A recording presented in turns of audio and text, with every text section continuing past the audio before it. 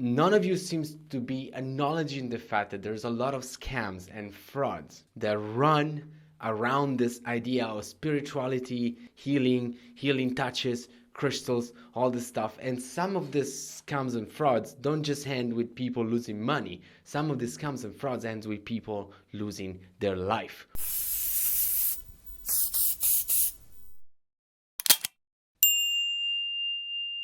Alright, welcome back to Magic Isn't Real, the place where I analyze and replicate the claims of the supernatural with my very natural skills. Today I'm going to do something different. Today I want to take a look at a documentary called Superhuman, the Invisible Made Visible, because I was told that this documentary provides a lot of evidence for the claims of the supernatural that I normally have to deal on a daily basis on this channel. So I'm very interested in take a look at it, but before we start, there's something that I need to say, and this is a message that goes directly to Caroline Cory, the creator, director and producer of this documentary. And here's my message. I am not going to play the entire documentary, obviously. I'm just going to play some clips of it for the purpose of analyzing, criticizing, and just commenting on it, which means that every clip I'm going to play kind of falls under fair use. Since there's going to be things that you probably not going to like, please do not try to take this video down with a copyright strike, because it's not going to work. It's going to be a waste of time for you, and it's going to be a waste of time for me. On top of that, I'm going to put the link for the documentary in the description below so people can go and watch it for themselves, which is, I think, what you want. These are the phenomena that we're exploring here with a new scientific approach that could potentially explain it all. What is this new scientific approach that you're talking about? Because if you're talking about parapsychology, well, that's not new. And if you're going to show us what this new scientific approach is in this documentary, well, you're not. Because I've seen the whole documentary and I don't see any new... I'm seeing some pretty bad science, but is that the new scientific approach? Just finding people that kind of agree with you and then do some poorly executed experiments to just like confirming what you already know it's true? Okay, I'm sorry, but if you're gonna quote from like famous scientists, can you at least get their name right? Yes, these men were geniuses, but we also have moved past that. Can you believe it? It's been like so many years that we have actually discovered more things. There are programs in the government that ran for over 20 years with millions of dollars in funding using psychic abilities, for example. You would think there's something there. Okay, so let me break this down for you. So the argument is that because a lot of different countries and a lot of different governments are spending money and time researching the paranormal, that means that there must be something there. No, that is not how it works. The reason why they're spending time and money is just in case there is something there. Because if there's something there, every country, especially when it comes to military and possible weapons, they want to be the first one to get there. It's not a great argument to prove that there is something there at all. But it is a great argument to prove that we kind of suck as human beings. Basically, we are motivated to research something only because we want to get that one thing before someone else gets it. It isn't as though there's a physical world and there's a mental world. There's only one world. It's all consciousness. It's not just localized in there, it's everywhere. And it's also not in space, and it's not in time. It's somehow before space and time. Okay, let's keep it simple. What does it even mean to be before space and time? There cannot be before if there is no time or space. Consciousness is a kind of a substance, a proto-substance perhaps, which is usually in a primordial, refined state that doesn't even appear to be matter or energy yet. Just like ice can take on different phases, maybe we're talking about something like consciousness. I'm hearing a lot of maybes, perhaps, who knows. I'm not saying science has to be always like 100%. Actually, that's not it. Most of the time, we can still improve on things. Most of the time, we can still discover new stuff. But over here, there's a lot of speculation and very little amount of science so far. We could only see its physical effects. Consciousness as a whole can be described by the quantum attribute. If we look into space and we see like a planet, right? And we see how this planet reacts, and it reacts as if it's being pulled by the gravitational pull of a star. Even if we don't see that star, we can assume that that star is there because of the way it's affecting this planet. The problem is this: we know what a star is and what a star does. You know what? Just so that I can be a little bit more clear, let's do this. I'm gonna put on this side the definition of consciousness, and on this side the quantum properties. Tell me where the connection is. How did you get to tell me that this one is defined by this properties? It's kind of what I want to know, and I'm not gonna get it from this documentary.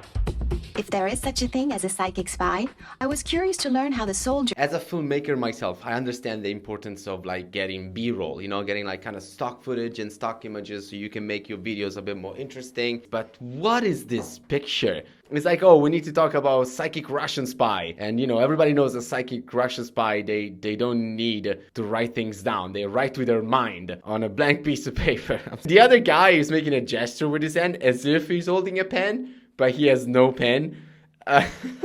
Listen, I have to entertain myself somehow, okay? So what's going on here is that they're finally gonna do an experiment, and it's gonna be an experiment on remote viewing, which means that you can basically, I guess, project your consciousness or your mind like outside your body somewhere else, and you're able to like spot like specific, like, I guess, objects or buildings or whatever. That was the whole thing that, the Russian psychic spy were trying to do. They were trying to guess where another nation would hide their missiles, for example. So that was the whole point of the remote viewing when it comes to the military. So they're gonna try to do a similar experiment by having this actress try to guess where Caroline is going, where Caroline location is. Now, I have several issues on the way they conducted this experiment, but the one thing that drove me insane, this moment right here. I thought it would be interesting to try something different with this remote viewing experiment. I attempted to block Rachel's consciousness from viewing our location.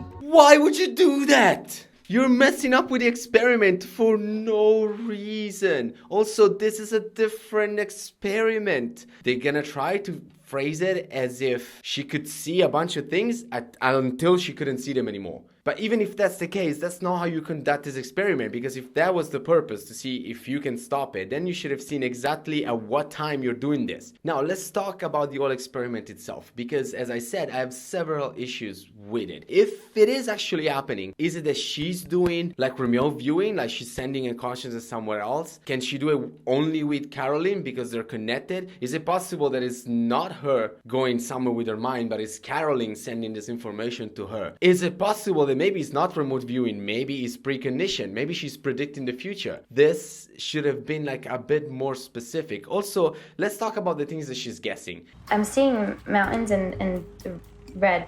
Doesn't feel like there's noise. I said gray and black bars. Alright, so I just wanted to really quickly show you that this is my balcony, okay? And over here, see, we have some black bars. Over there, there's a mountain. And I don't know if you can see it, but there, right there, is a freeway, which does get really loud.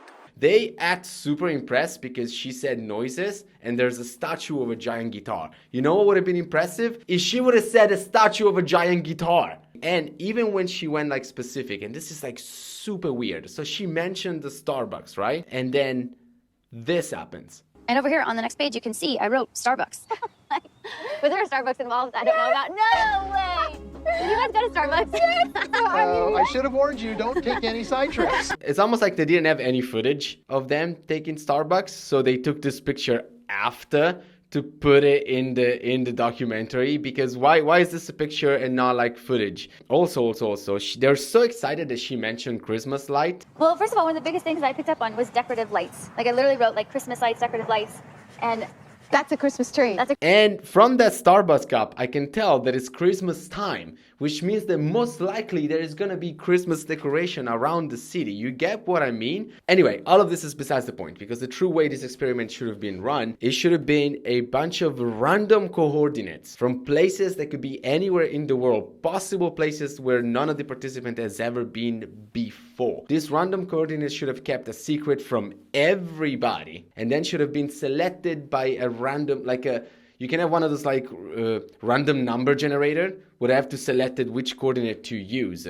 The other thing that is very important for this experiment is that unfortunately this type of stuff has to be a bit more specific. Alright, so in this next experiment, they're gonna try to prove something like precognition. They're gonna try to see if someone can have like an emotional reaction to something before that something even happens. So what we're going to show you is a series of pictures, some of which will be emotional and some of which will be quite calm. The way this experiment works is that they're gonna measure this guy's basically eyes to see if he has an emotional response before a picture even shows up. Now, that's so well and good, except for the fact that you just told him that there's gonna be pictures who are emotionally challenging. He is kind of expected, just by chance it's gonna happen. Alright, so what they're gonna do in this experiment is they're gonna try to prove that the Caroline can change the pH of water with the power of like her consciousness, I guess. She does it by putting her hands next to the water that is being measured to see if the pH level changes. Now, I can tell you the pH of water changes with temperature. Like if you change the temperature of the water, the pH of the water will change. In this case, it's just possible that she has very warm hand, and that's how the pH of that water changes. Now, the second half of this experiment is a little bit more interesting because they're gonna see if she can affect DNA. So here's how this thing went down. So this guy put DNA, I don't know, inside this little thing, and then there's a sensor attached to it that's like measure it, and then the guy leaves and she's alone and she's putting her hands down to see if she can manipulate DNA, I guess. So I don't know how any of this works, but the one thing that really bugs me is that if you look at this shot right here, you will see that when the guy comes back, you can see how he bumps the table and the whole thing shakes. And I'm like, I am pretty sure that you have screwed up your results with that. I think you should have at least done it again. I'm no scientist, but like, shouldn't this be done in one of those like laboratory where like everything is in a vacuum and like everybody wears like asthma suits and whatever? Like, isn't that how you should done this experiment, not just casually on a desk like this? And the implication for the audience is that if you can do it,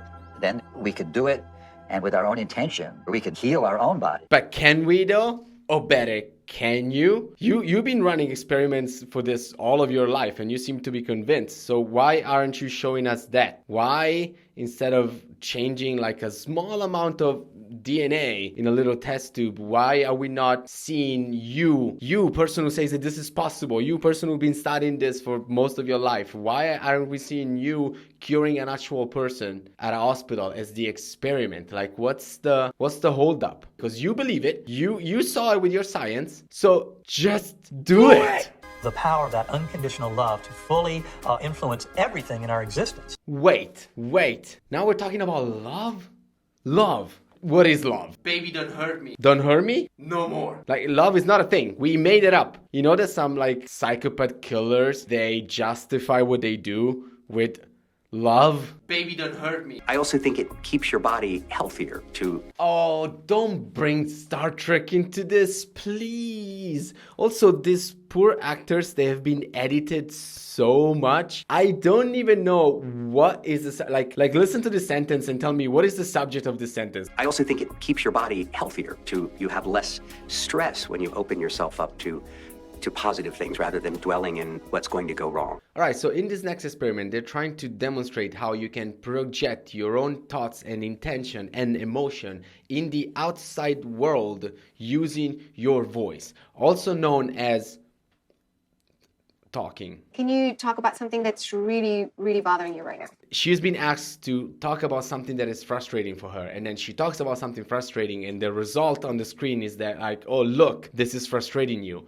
Yeah, she knows. You just asked her. It's not that they're catching it or discovering anything new. Would the machine be able to pick up my real emotion, or would it pick up my tone of voice? You know what I mean? Like, let's say that, for example, I go like, oh my god, this is the best thing ever. This is like, I'm so excited to be here. Like, this is like, oh my god, I cannot believe how happy I am right now. Would the machine be able to pick up my happiness, or would it pick up my tone of voice as like aggressive and evil? When you say it into the real world, you make it real. And if you say it enough, it will become real. Go to one of those places where people are born in a disadvantaged situation and tell them like, hey, make your own reality. You know, if you say it enough, it will become real. Just do that. Go that sentence you just said. I want you to travel to one of this location and tell them. I want you to go to a cancer patient in an hospital and tell them like, just say it hard enough. Say it enough. Say it long enough and your cancer will go away. I can't stand this. In plant life, studies have shown that trees emit a frequency, and this is how trees can communicate with other trees about incoming predators. Wait a second, what is a tree gonna do if there's an incoming predator? Leaves? I mean, we all know that trees communicate with each other so that they can get to the root of a problem. Stop it. Get some help. Alright, so this next experiment just proves that sounds can travel not only through air, but also through liquid and solid. But the best part about this is that, yeah, we know. This is how bone conductor headphones work. This is how some hearing aids work. And sometimes sounds can travel through a solid even faster than it would, like this, the way I'm speaking. So I don't know what this man is trying to prove here. You just demonstrated how sound waves can be transferred from one point to another without physical contact. Best part of this segment is the second experiment that they do, which I can only describe as he makes the two people sit on a chair, and then with an infrared camera, he shows them how they made the chair warmer. So if we have good energy and we're putting good energy out to the world, then we're going to get good responses back. How are you getting to that conclusion? How is that the fact that our body is warm and warm can be transferred to an object? How does that translate to like, oh, if we send good energy out, then we're gonna receive good, like there's no, it doesn't, you see how that doesn't follow? PK is short for psychokinesis. Not the psi wheel. I have done already multiple videos explaining why the psi wheel is not a good tool to measure telekinetic ability or psychokinetic ability. I explain it many times, and I guess I can break it down to you again one more time in this video, but just go watch those as well, please. It is your intent that is interacting with the physical object, but the minute you let go of the result is when you get the result. Wait, did that woman just physically bended the spoon? I thought we were talking about PK, like I thought you're supposed to do this thing without touching, like what was that? You know we can see it, right? Well, it's just a freely suspended object, and it's inside the glass cylinder so that it's isolated from the heat, from draft, and so on. It is not isolated from heat. It can still, the temperature can still change even though it's inside that glass. Second of all, it is not isolated from something like static electricity. It can still go through that glass. It is still on the ground, in this case on a table, which means it is not isolated from possible vibration of the table. It is a suspended object. It is an object that is balancing on something, which is potential energy that could eventually happen at any point. For the last time, no more psi wheels. No more. And I know you think it's like under the table, but it's truly just...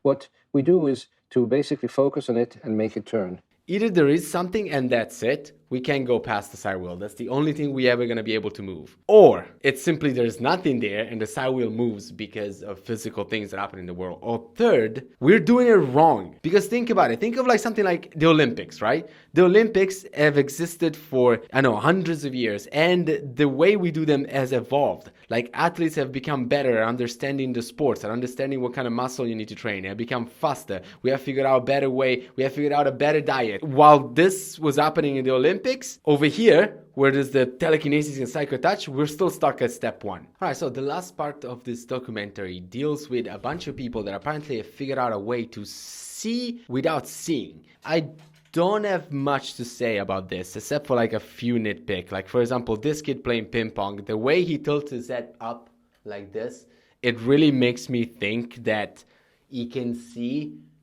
like down through the blindfold. Spoiler alert, this is gonna get me in trouble, but a lot of magicians who blindfold themselves, this is actually how they are able to see. Like they blindfold themselves in a certain way where like if you kind of lift your nose a little bit, you're able to lift the mask and you can see down. So when I see someone blindfold who's kind of tilt his head like this, I'm always suspicious that they can actually see. And I see this a lot in this videos that they're playing, but it appears that there's more, because it appears that some of them are able to like see colors even though they're at the back of the head, which is interesting. Again, this is all edited and chopped together. Like we don't really see, like for example, we don't see if there's any mess up. Let's say I'm gonna give you the benefit of the doubt that this is not all a bunch of bullshit. This is actually happened, and these people have figured out a way to see with their eyes truly blindfolded. So they actually really are blindfolded. So I would love to see if they can do it in a room that is in complete darkness, if they can identify a specific object without touching it, obviously,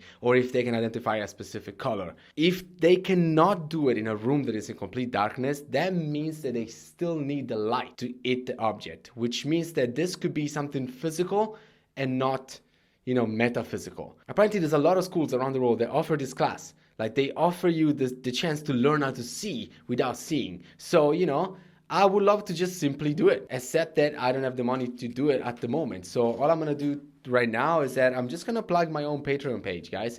I want you to help me out here, because I would love to have the budget and the money to just join one of these classes and see if it's true that they can teach me to see without my eyes.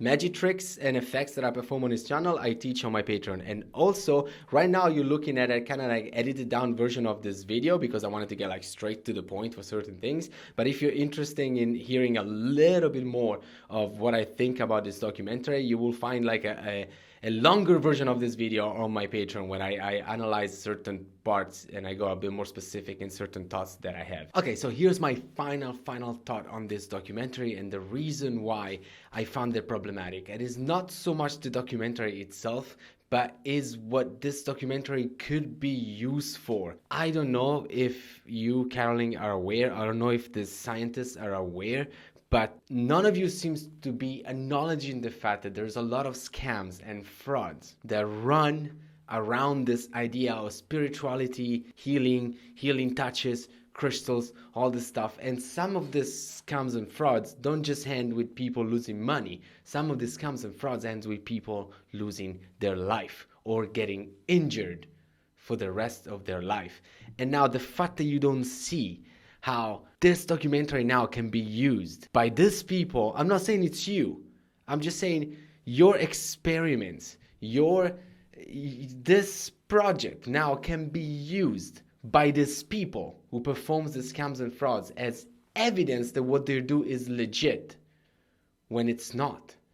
And that hurts people. Listen, I get it. Throughout this documentary, you sprinkle a lot of stuff like, hey, doesn't matter if you don't believe on this stuff. Just believe what you want. Just be positive, Be happy. Try to be happy. Make your own reality to be the best reality you want, Choose love. Don't be self-centered. This is all beautiful. It's a beautiful message. I don't disagree with this message at all. And if you need to believe that you are superhuman and your powers come from the universe, if you need to believe that to be a happy person, please go ahead. I'm not telling you not to.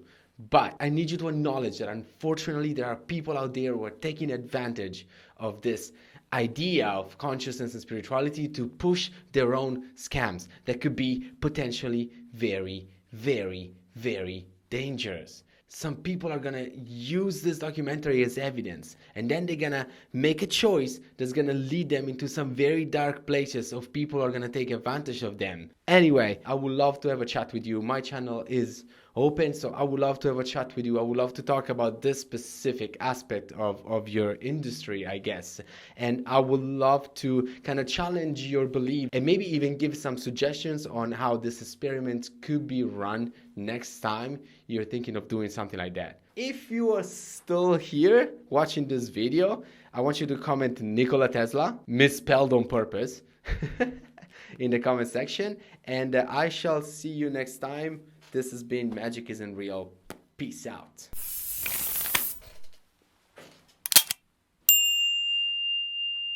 I'm gonna go this way this time.